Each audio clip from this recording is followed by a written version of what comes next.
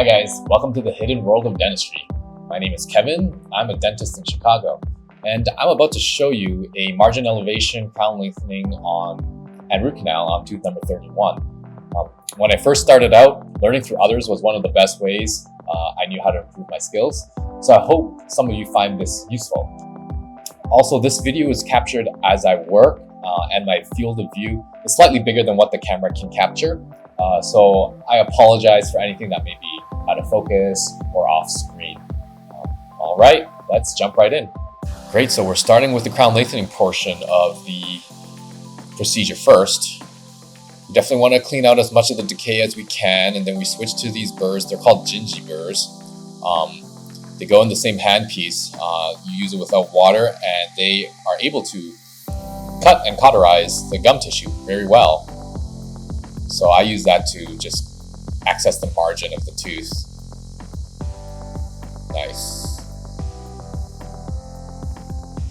Unfortunately, for this step, you can't really use the rubber dam. It's tough, especially around the distal of the very last tooth. So yeah, no rubber dam for now.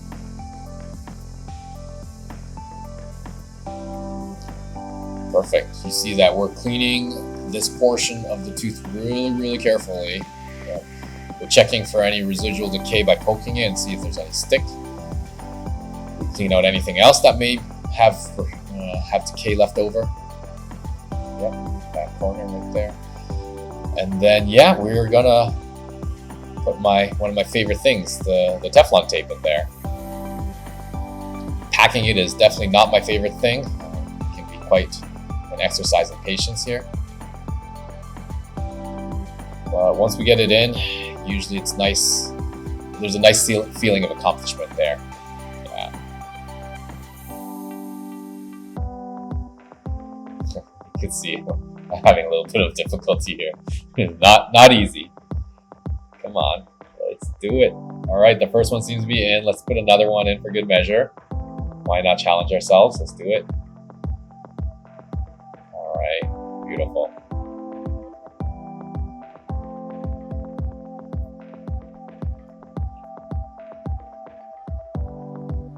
Now this is a good technique, using a wider instrument to put it in first, and then use a thinner instrument to tuck it underneath the margin. Yeah. Perfect. Right, and then now I can use a thinner instrument and just tuck it in.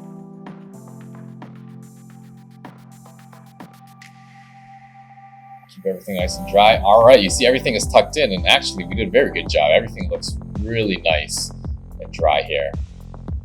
All right, and we basically have to freehand up a core. I use flowable for this. But first, yep, we're putting in the bond, curing the bond. And then I have my assistant hold on to the light. I put on the flowable, and then I tell her go, and then she light cures it right away. So yep, there I put on flowable, and there goes on the light. Then I put on another layer of flowable, and then hit it with the light again, hit it with the light again, another layer of flowable. So each time, these are quick bursts of light, 3 to 5 seconds max. Time is of the essence, and I would much rather spend that time building up the wall with the flowable. Perfect. Because the amount of times we hit this with light, the accumulated time under light would be enough for it to cure as well. And I'm even being fancy. I put a little bit of core buildup material there to finish building up that wall. Perfect. Must be feeling good about this tooth. We're able to keep good isolation on this tooth. Perfect. So next step, we're definitely needing to round off the wall, the back wall of this tooth, all the way down to the root. We definitely want to do this before we put a margin on that. Crown. The margin will most likely be on core buildup material.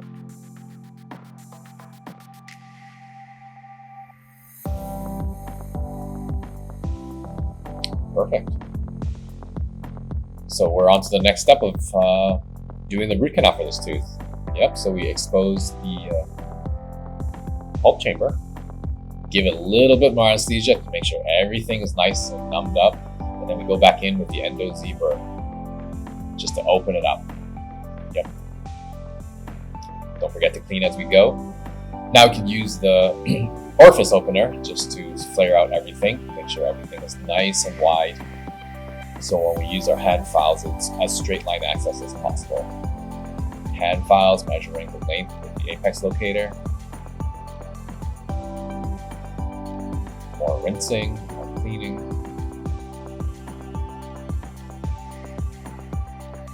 Perfect.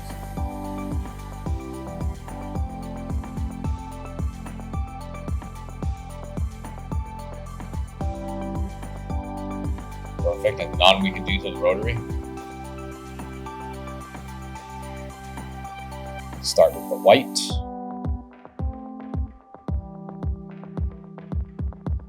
Go in every single canal, very nice. Perfect, nice and easy, all the way to the rubber stopper.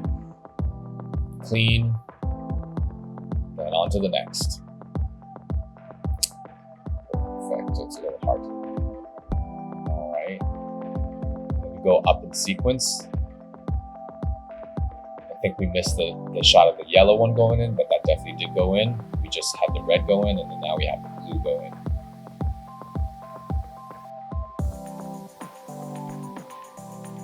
Perfect. Every single canal. Very nice.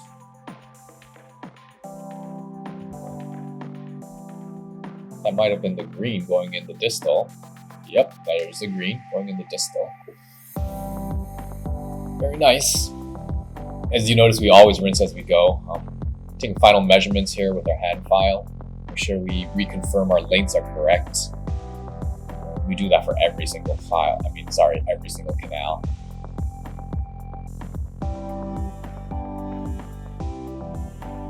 Check the fit of the gutta percha.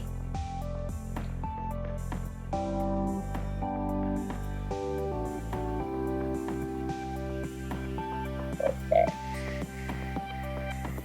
Nice. And then we put the mesial canals. You can see we instrumented the mesial canals to 30 as indicated by the blue gutta percha.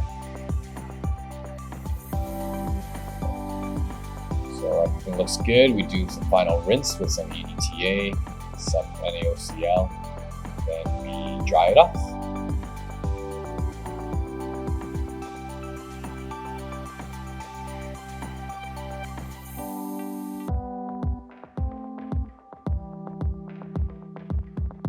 Nice, nice.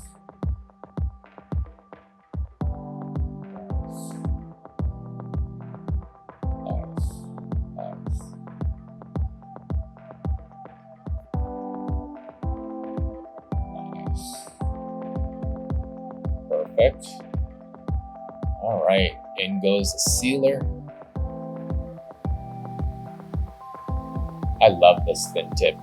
Being able to put the sealer in, into the canal, game changer. Yep. So we're able to fit 2 cones into the distal. Heat sear with my portable heater. All right. Make sure that's nice and packed in there. Nice. Nice and clean. Awesome. Here's the mesial ones. Sometimes it's a good idea to, jostle it up and down, just to make sure we got the sealer everywhere we want it to go. Be careful if you're doing that, pumping up and down, if you're close to the inferior alveolar nerve. That you'll have to check the x-ray to make sure that you're not close to it, because you don't want to pump any sealer into the nerve canal. Perfect. We clean. Microbrush, cleaning solution, microbrush, cleaning solution, back and forth, back and forth. Make sure everything's clean, air dry, nice. Put on some Bond, nice. Air dry again, Nice. Right here. Core buildup. Nice. So we're going to go ahead and build up the rest of the core around the back side of the tooth where we did that crown lengthening.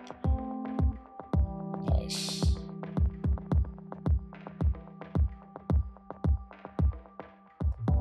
Beautiful.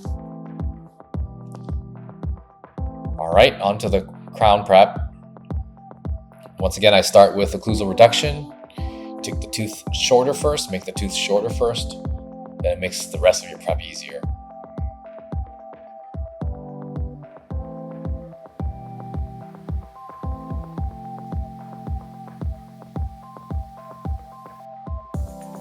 All right, we removed additional old restorative material. Now we're building up an additional core here. Yep. That old restorative material, no good. Cavities underneath it, so we definitely, good idea to remove that as well. As you can see, one core buildup, it can take several steps. For me, it took 3 steps to build a complete core on this tooth. One for the crown lengthening part, one after the root canal part, the main part, and then now the sidewall part. So don't be afraid to build up the core multiple times in multiple different areas.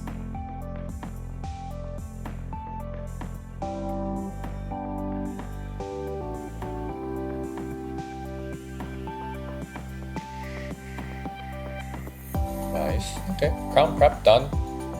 Now we're taking the impression. Beautiful. Awesome. So yeah, that's about it for this tooth. Awesome. I hope you guys enjoyed it.